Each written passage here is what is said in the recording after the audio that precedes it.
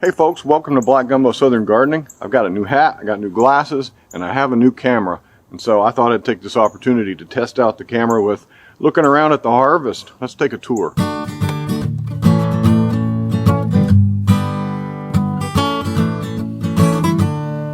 Start over here with the beans. I've been harvesting a lot of beans, both these crazy jungly pole beans and the bush beans. Everything is putting on a lot of beans right now. Keeping it picked will help your beans continue to produce. These bush beans are very nice. They're actually fairly prolific. I've been picking beans for a few days on these. And yeah, that looks good, doesn't it? So I need to get these all picked up and preserved or cooked. Probably just going to eat them. There's not enough beans in my garden, I don't think, to really justify canning when we're just going to eat them anyway. And again, I've said it before, this isn't like a survival garden or a preservation garden. This is a garden that we just want to eat out of. You know, come and take what you want, eat it, and move on to another crop. Yeah, look at that. There's tons of beans down in here. Those need to grow a little more. This has actually been the best year for me for beans. I've got a lot of beans put away in the house. I'm going to eat those. Yeah, there's nothing like fresh green beans. What's your favorite way of eating green beans? Maybe I should experiment. One thing I'm really excited about are all these cucumbers. Let's see, they're hiding in there. Yeah, we're going to make some pickles. But I don't want to harvest these cucumbers until it's time to actually do the pickling process, because, well, you're supposed to do them fresh, or maybe the day after if you keep them in icy water. But yeah, I want to do them as fresh as possible, and that's just about too big for what I have in mind. But you know, beggars can't be choosers. These are wonderful pickling cucumbers. The variety is called Max Pack, and this variety is by Johnny Seed. And you can see that I was going to trellis these and prune them and get them going up this trellis, but they just kind of went up the trellis themselves, so I don't have to mess with them. I've just decided to let them go wild and sprawl up this trellis and wherever else they want to go. And well, it's doing just fine. There's Phoebe. How you doing, Phoebe? The bees have emerged. I've seen them flying around here, but currently, look who's living in the upper story there. Got a little lizard in there. So, I'm going to try to get you pictures of the bees when they're active. It's kind of cool in the evening right now and they're not active. But yeah, they're cute little leafcutter bees.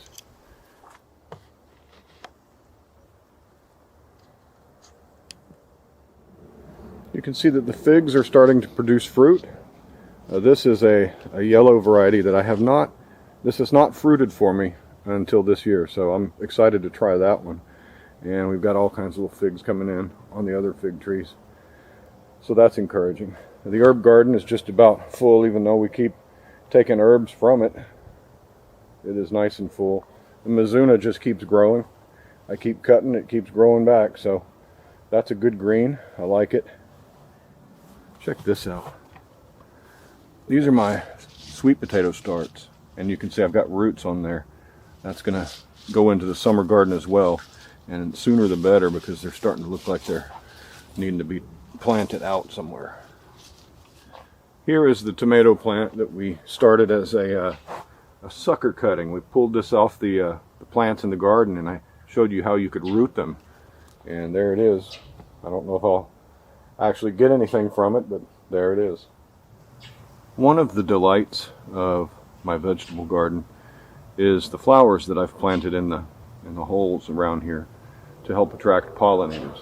And I just think they're a nice addition to a vegetable garden. Got tons of them. These little white petunias are very nice. We've got a weed right there that is pretty troublesome because these things, they reseed real easy. Yeah, I just think that's a nice touch. The apple trees are doing quite well. They're about a foot high now, it's about time to take this plastic off. The graft is taken, and I think we can remove that. That is an established little tree now. We're trying to grow it into a whip the first year. That's a long, let it grow as long and tall as it wants. And then we will take them next year and prune them. We got something eaten on this one. That's not good. The idea with these apple trees is I'm going to keep them small, and we're going to utilize backyard orchard culture. Got a lot of these little ants up here, these little black ants. I do not know what they're doing. Are there aphids in there? No, no aphids. Just have to keep an eye on these trees. It won't take much for a caterpillar to strip the whole thing. I finally have some Seminole pumpkins to show you. Well, plants. But there they are. They came up just fine. That's encouraging to me. And I really hope that we get some pumpkins out of that. In the other melon pit, we've got the watermelons. I still do need to thin them down, but haven't done it yet. Yeah, I like melons. Here's our butternut squash. So far, so good. I don't see any blossoms on it yet, but it is starting to vine out just like I wanted. I want these plants to be free to just kind of vine wherever they need to go. And I'll weed whack around them. So far, I've not seen very much squash vine borer damage on these plants. The vine borers were really into my yellow squash, but it's been out for about a week now, maybe 5 days, and I haven't seen any borer moths around, so maybe that means they gave up. This bed has been trouble for me, this hugelkultur bed. The only plant that seems to be thriving is this blackberry. There's my first berry. And this one, struggling a bit. I don't know what that's about. And this one over here just simply died. But let me show you my other blackberries. Back here on my compost bin area by my mystery squash, I still don't know what that is. I can't find any female fruits in there to tell me what it is. But back here, there we go. There's some proper blackberries taken off. This is a former lasagna garden. That's how I built this, and the soil down here is pretty good, so I thought I'd let my blackberries go crazy back here. But because they're back here, I don't look at them a lot. You know, I don't tend to come and hang out by the gas meter and the barrels. But there they are. What do you think, Phoebe? What'd you find in there, huh? What'd you find? I am super pleased with this tree. This is a plum tree, and again, we're going to keep it an open center, kind of like a goblet, and it's shooting out a lot of growth. We're going to take off a lot of that growth, but so far so good. And my peach tree finally woke up. I was afraid the freeze had killed it. Yeah, it's putting off growth. That makes me happy. Gotta have peaches.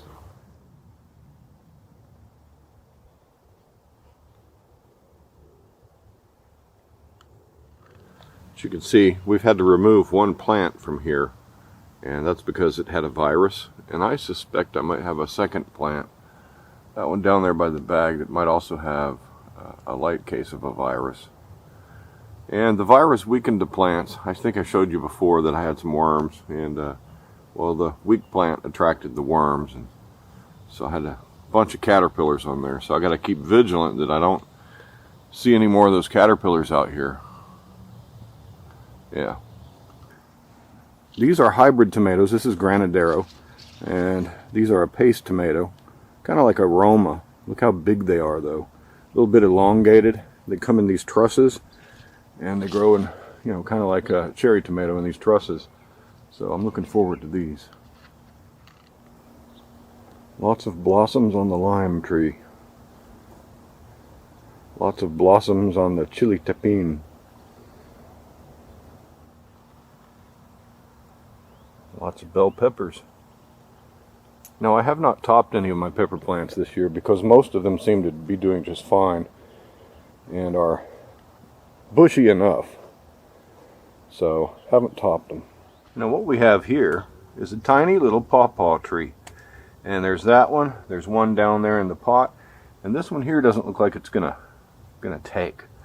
But yeah, I have trying to grow some pawpaw trees. I know I'm on the edge of where you can, but there they are. They're over on the north side of my house so that they are mostly in shade all day long.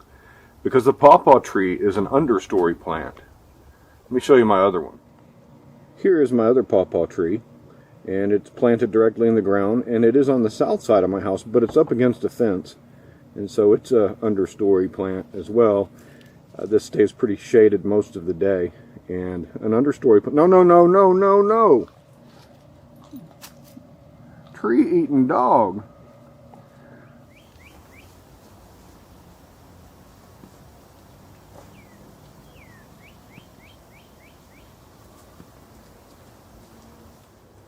So a good rain makes the garden really come alive. All this green out here, it's beautiful. We have rain predicted for the entire coming week. And hopefully we'll get some slots like this where the rain stops for a while so we can shoot some video. We're predicted to get anywhere from 4 to 8 inches of rain throughout the entire week. So what I'm hoping is that that rain does not cause these tomatoes to take up too much water at one time and crack and split as they so often are prone to do. And it's usually not these that are green like these guys here, but it's usually the ones down here that are ripening up. Those are the ones that are going to split on you. So we'll see.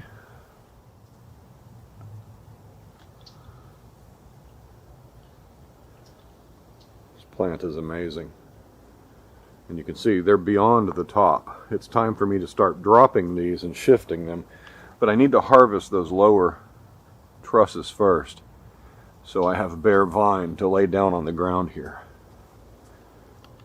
I still have caterpillars in here. I treated with spinosad, which is supposed to cause them to stop eating, but they are still eating and munching on my tomato plant, so I have to get in here and do some serious caterpillar removal.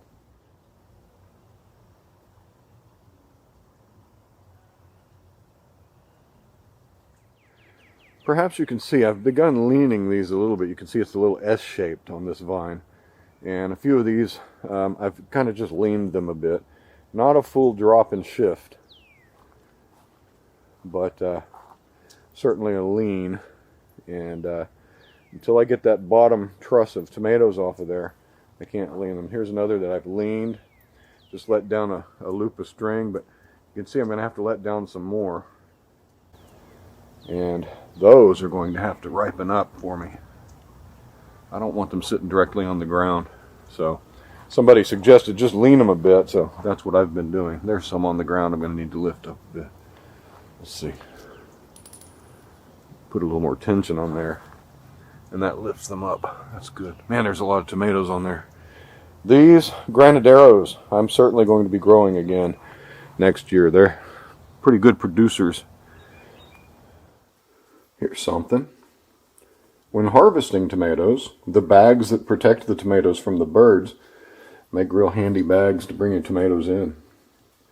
So these are my ripe ones that I've harvested so far. And just incidentally, if you saw me dry my onions, that's how far down all those onions reduced to in the dehydrator. It's about 1.5 cups.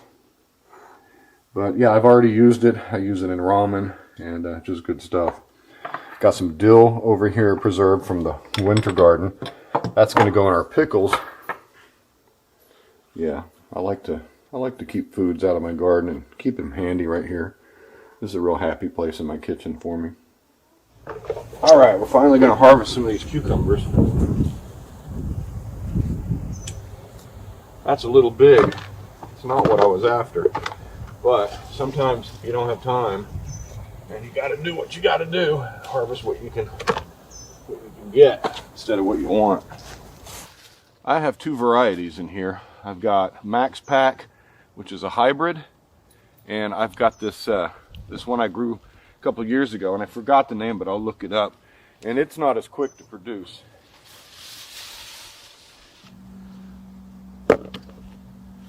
These made some good pickles last year, this variety here. And I'm hopeful that we'll get some good pickles this year as well. I love fermented pickles. Got a bunch of them down in here.